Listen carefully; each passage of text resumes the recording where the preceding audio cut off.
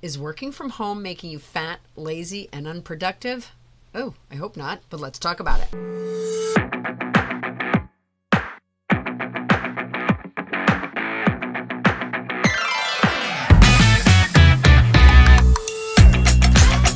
Working from home can make you all three of those things: fat, lazy, and completely unproductive. Too harsh? Well, we need to be candid. How many of you started out working from home thinking it would just be this dream of no commute, no office politics, total freedom, only to find yourself snacking all day instead of taking actual breaks, sitting for hours, barely moving, rolling out of bed 5 minutes before a Zoom call, and yet somehow you're still exhausted? That's because, and statistics prove, working from home doesn't make you more productive, but it certainly exposes your bad habits. Look, the freedom of working from home is a blessing, but only if you know how to handle it. First, ladies, there's the weight gain. Your kitchen is 10 feet away, you're stress eating between client calls, and let's not even talk about DoorDash and those I'll just grab a snack moments. Secondly, the laziness. You could go for a walk, but the couch is calling. You could take a real break, but instead you're just going to scroll through your Instagrams. And finally, the sloppiness.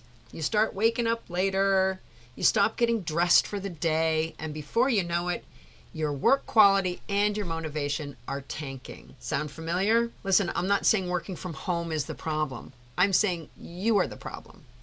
Discipline is a muscle, and when no one's watching, a lot of people let that muscle atrophy. But, and this is important, bad habits can spiral downward, but good habits can transform your business and your life. If you're feeling stuck, sluggish, or like your home office is turning into a glorified nap zone, here's your fix. Step 1, get dressed like a professional, even if you never leave your house. What you wear affects your mindset. Pajamas equal lazy mode, and as you'll find out working for me, mavens don't work in their PJs. Non-negotiable. Step 2, create a fake commute. Start your day with a 10-minute walk or anything that signals it's time to go to work. So change up that routine and give it a breaking point. Step 3, schedule movement like a meeting. Set a timer every 90 minutes and move. This isn't optional. You wouldn't cancel a client meeting. Don't cancel on yourself. Step 4, set hard work hours and stick to them.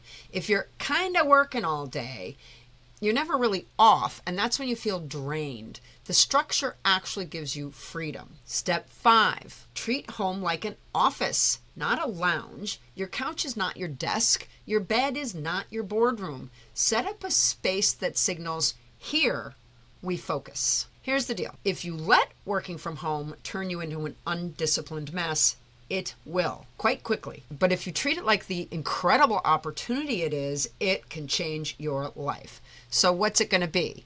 Drop discipline in the comments if you're committed to taking control of your work from home life. We'd love you to like, subscribe, and share. And next up in your next 4-minute episode is communication versus conversation.